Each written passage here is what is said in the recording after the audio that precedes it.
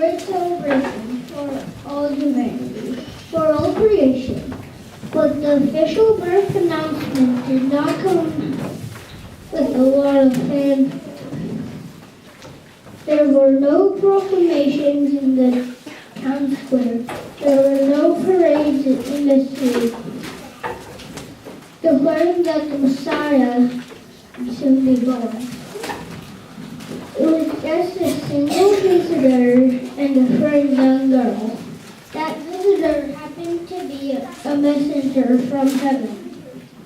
And the message he delivered not only changed her life, but changed the course of history.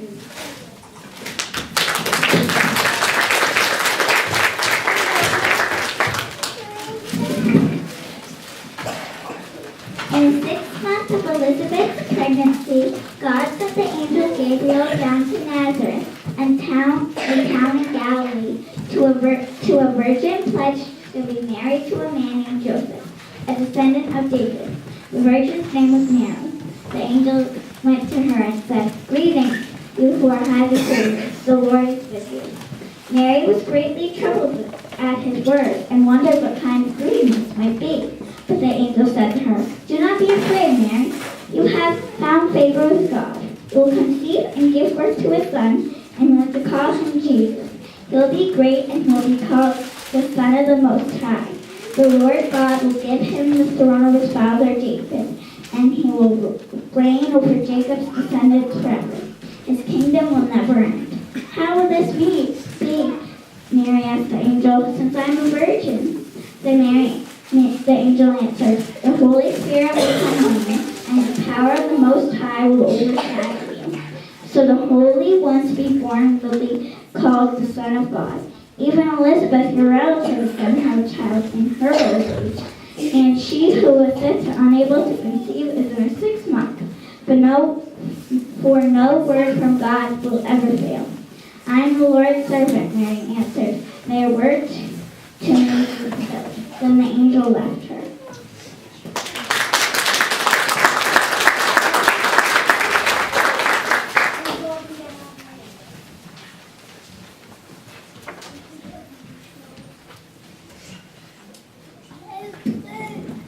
At first, Mary was greatly troubled by the words of her heavenly visitor.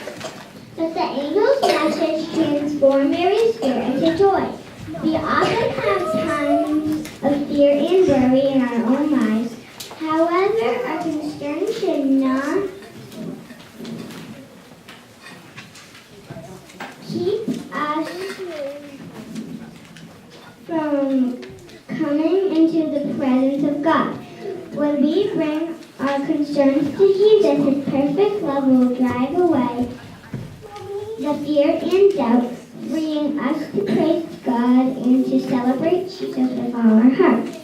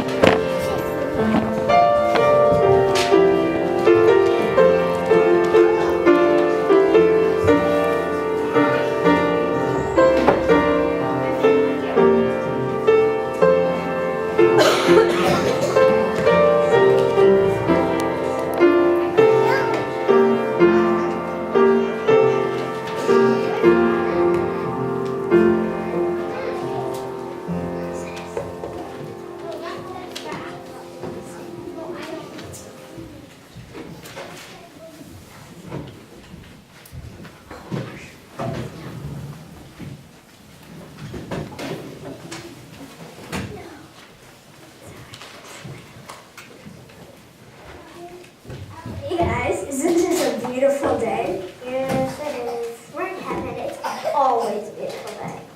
Would you like a snack? Oh no, I'm too excited to eat. Really? What's up, Harold? I could be so excited. I spent the whole day singing. Harold! That's okay, Harold. We believe you. You don't have to prove it by singing. Okay. So what have you guys been up to today? Nothing. Nothing? Absolutely nothing. I hate to admit it up here in heaven. but I'm a little bored.